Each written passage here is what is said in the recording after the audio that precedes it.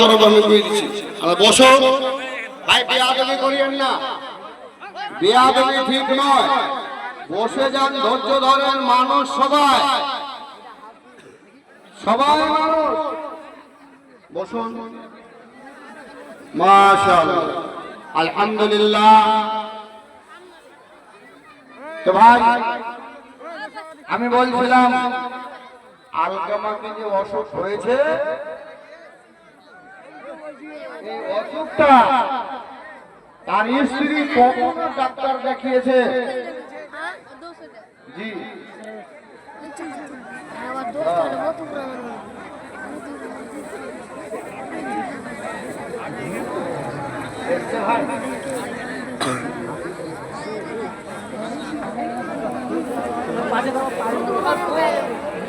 আচ্ছা, তাহলে কি বন্ধ করতে বলে কি? জি বন্ধ, হাত উঠিয়ে বলেন বন্ধ। সবাই বলছেন না। তাহলে বেমারটা হয়েছিল, সে বেমারটা এমন হলো পৃথিবীর কোন ডাক্তার কবরাজ ভালো করতে পারলো না। আলকামার স্ত্রী খবর দিল কাকে? আসসালামু আলাইকুম। দেখেন, আপনারা হাল্লা করিয়েন না। মতিউর রহমান সাহেব আপনাদের সাথে কথা বলবেন। উনি খুব দুঃখ প্রকাশ করেছেন আসতে না পেরে। উনি ইনাকে পেটেছেন। ইনি হলেন, স্টারের নাম পেয়েছিলেন আব্দুল এম কে মাজিদ।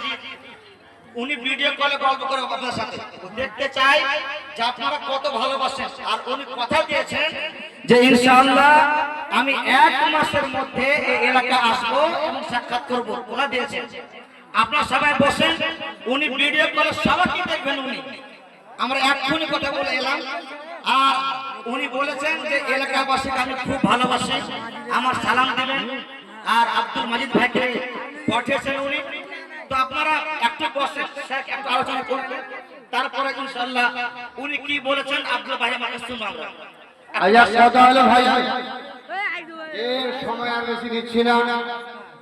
আমি বলবো আপনাদের জন্য বিখ্যাত একজন আমার বন্ধু, আমার মাওলানা হেদায়াতুল্লাহ, যে কলকাতার মাটি থেকে এসেছে।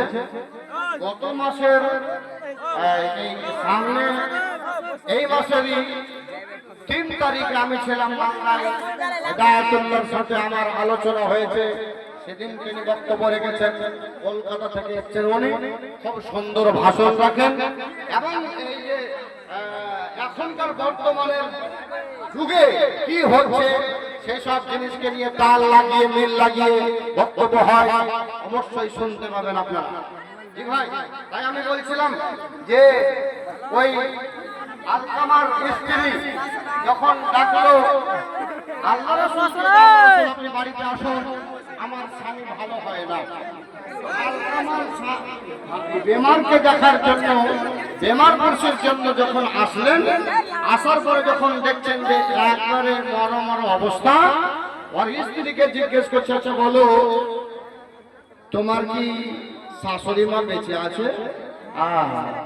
বলে হ্যাঁ বেঁচে আছে। বলে কোথায়? তখন বলল আল্লাহর রাসূল।